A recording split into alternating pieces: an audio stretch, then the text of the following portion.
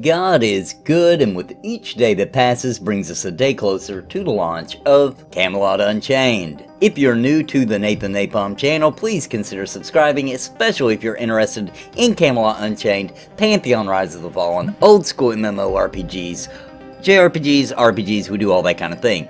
Today, I want to talk about another realm in Camelot Unchained. We already talked about the Arthurians. Now I want to talk about the Tuatha De Dunaan. The Tuatha De Dunaan is a realm similar to, if you played Dark Age of Camelot, and a lot of you did, then Hibernia would be the realm that's most similar to. Now, the Tuatha De Dunaan strives to be one with nature.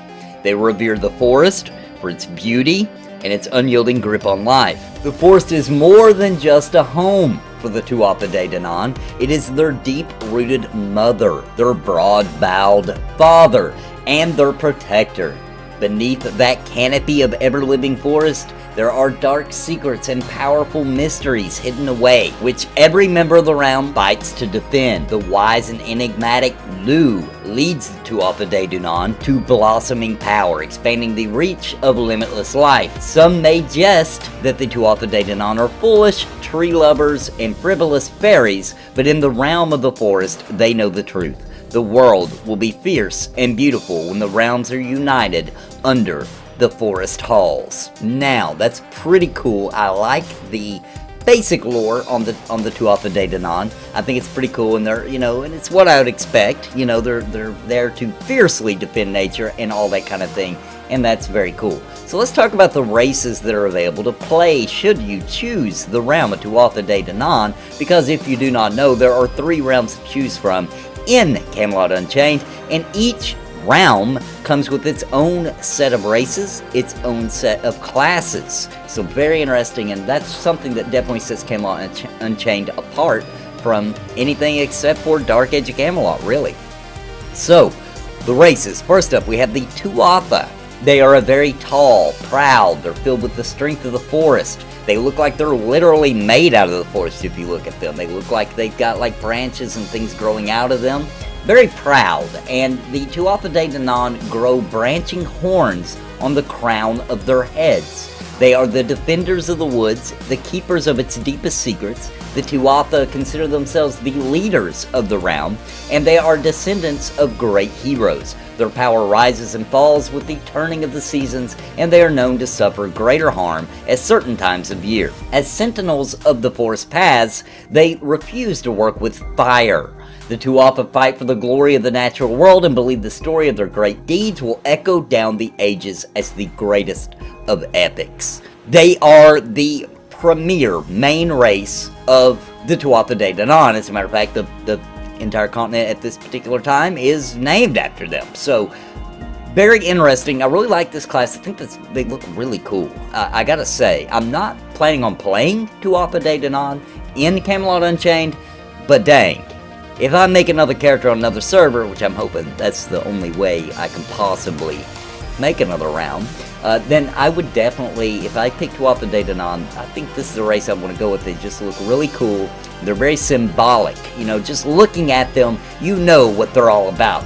And because they're like basically made out of wood or branch type material, nature, physicality about them, their weakness is fire. So watch out when you're fighting some of these other classes. It sounds like that you have a weakness to fire, and every race has strengths and weaknesses, and I like that about Camelot Unchained. Let's move on to the next race. We have the humans. Now, the humans in Tuatha De Dunaan, what sets them apart from the humans in the other realms? Well, they've always had a place in the courts of Tuatha De Dunaan.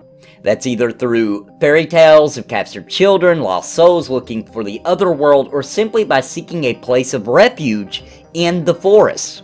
So while some in other realms, but particularly their hatred enemies, the Kate Sith, call the human races of Tuatha De Dunaan pets of their more powerful masters, nothing could be further from the truth. The human races of this realm share the same social, political, and military status of their compatriots. Just as importantly, these humans do not share the banes of some of their fellow races among the Tuatha De Dunaan. Then again, tales are told in quiet corners of humans in this realm who are not quite what they seem to be, and that's It's interesting. It's interesting they threw that in there.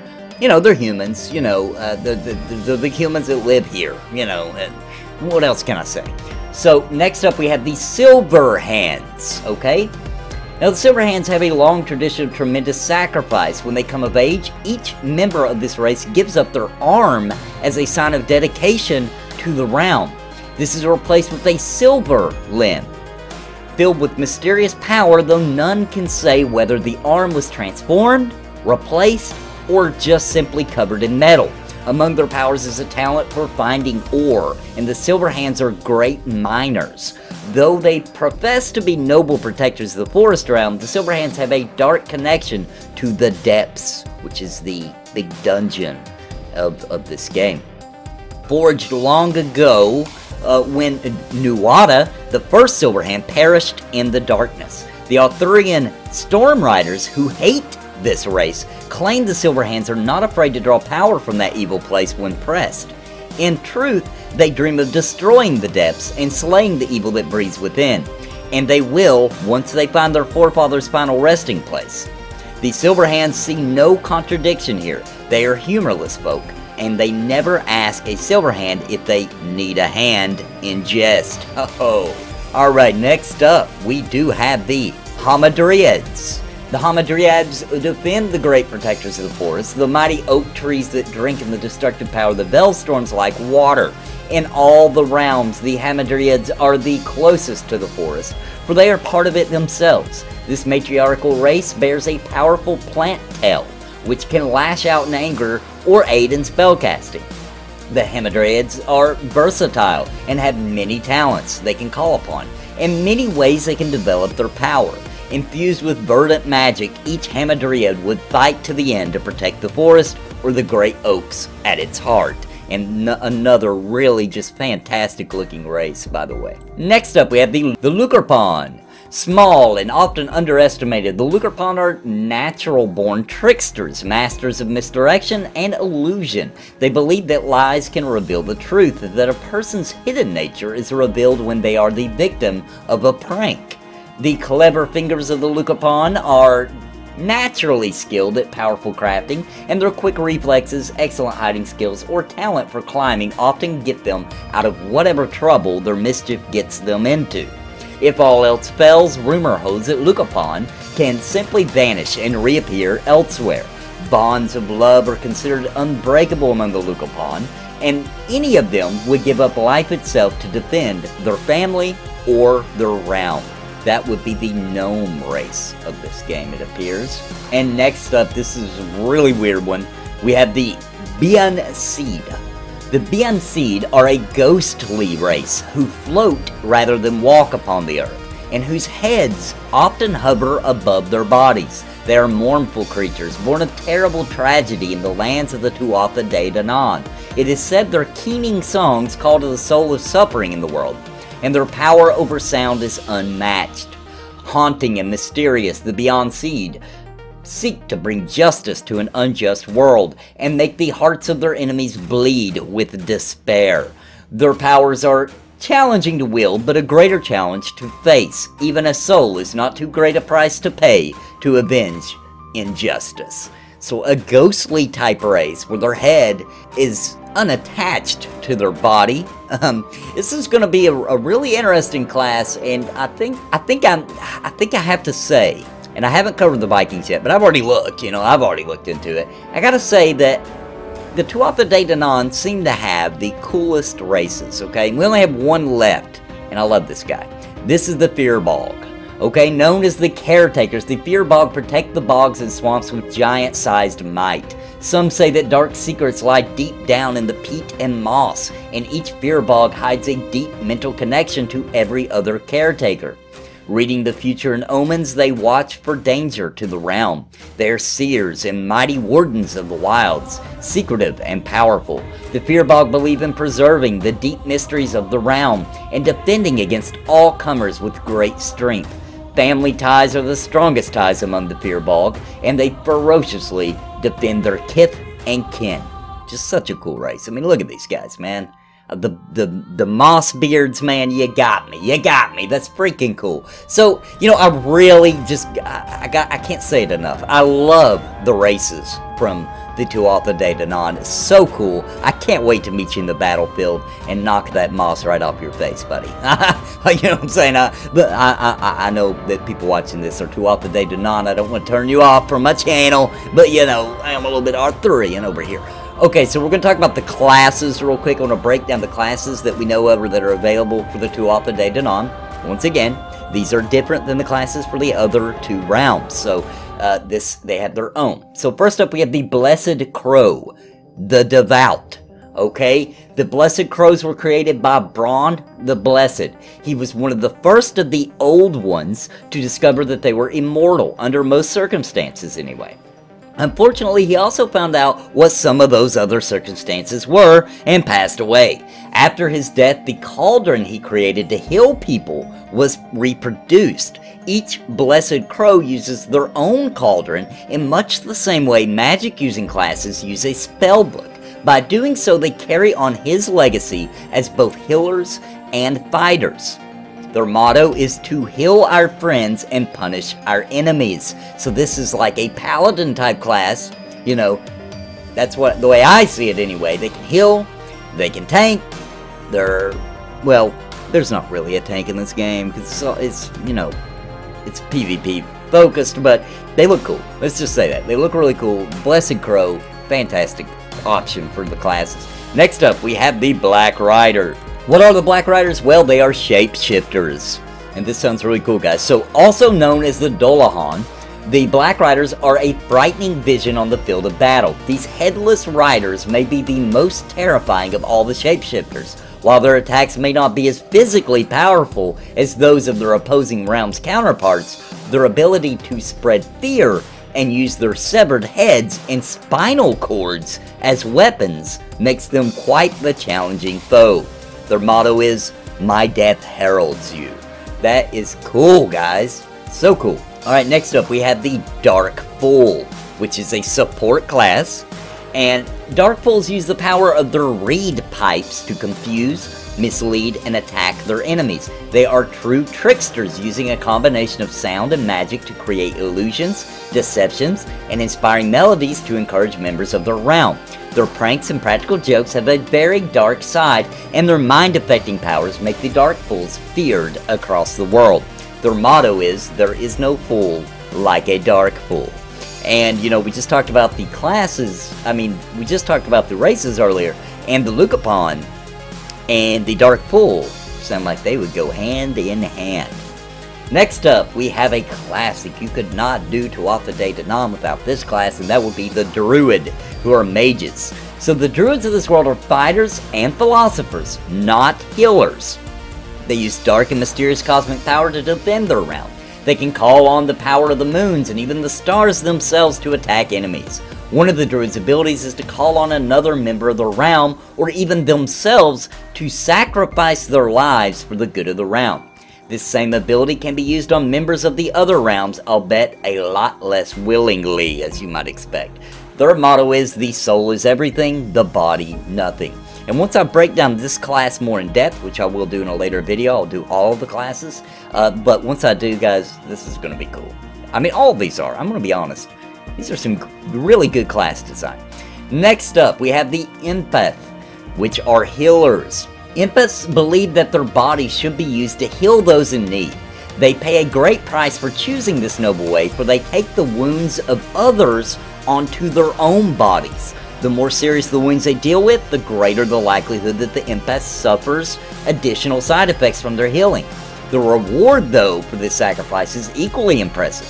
Empaths have access to some of the most powerful heals of all the classes in all the realms.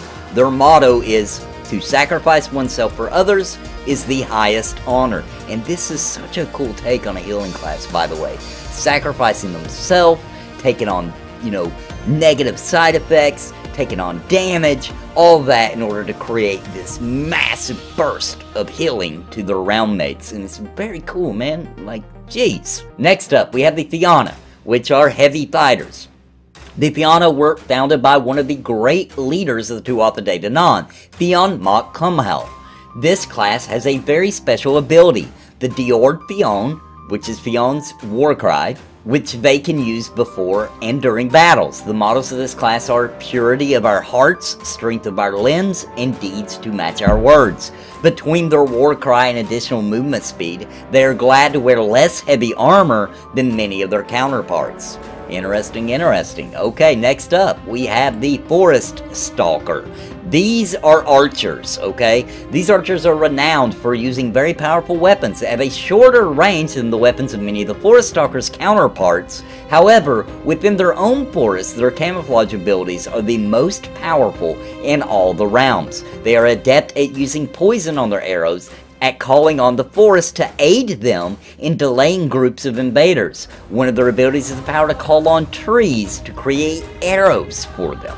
Their motto is, "None will live that defile our home." Next up, we have the Morrigan, which are spirit mages. One of the darkest classes of the Tuatha De Dunaan, Morrigans feed off the death around them. Their strongest associations are with crows, wolves, and cows. Morrigans have the ability to change the spirits they control into other spirits. The original Morrigan was a Beyond Seed, who learned how to control the spirits of the dead. For this, she earned the moniker Phantom Queen. Their motto is 3 as 1.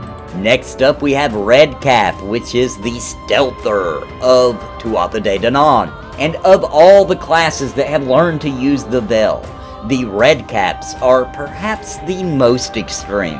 The blood of their enemies allows them to open a pathway through the Vel. They also drape themselves with the souls of their enemies like death hoods, which take on the reddish tint of their Vel pathway.